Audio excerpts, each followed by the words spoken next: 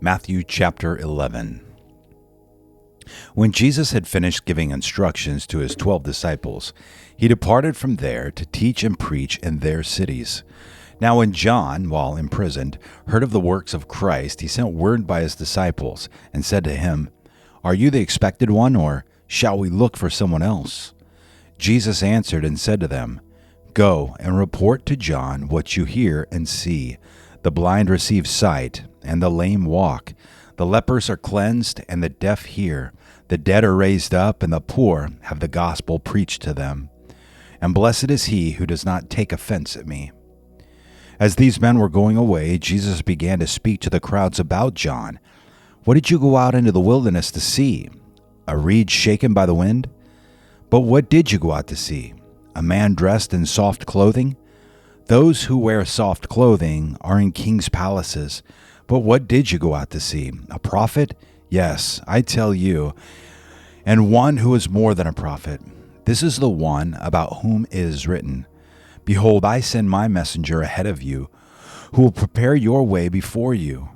Truly I say to you, among those born of women, there has not arisen anyone greater than John the Baptist. Yet the one who is least in the kingdom of heaven is greater than he. From the days of John the Baptist until now, the kingdom of heaven suffers violence, and violent men take it by force. For all the prophets and the law prophesied until John. And if you are willing to accept it, John himself is Elijah who was to come.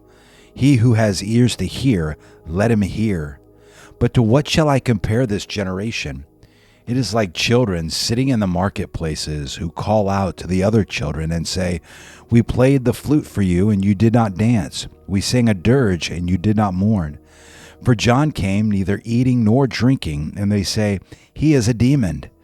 The Son of Man came eating and drinking, and they say, 'Behold, a gluttonous man and a drunkard, a friend of tax collectors and sinners.' Yet wisdom is vindicated by her deeds." Then he began to denounce the cities in which most of his miracles were done, because they did not repent. "Woe to you, Chorazin! Woe to you, Bethsaida! For if the miracles had occurred in Tyre and Sidon which occurred in you, they would have repented long ago in sackcloth and ashes.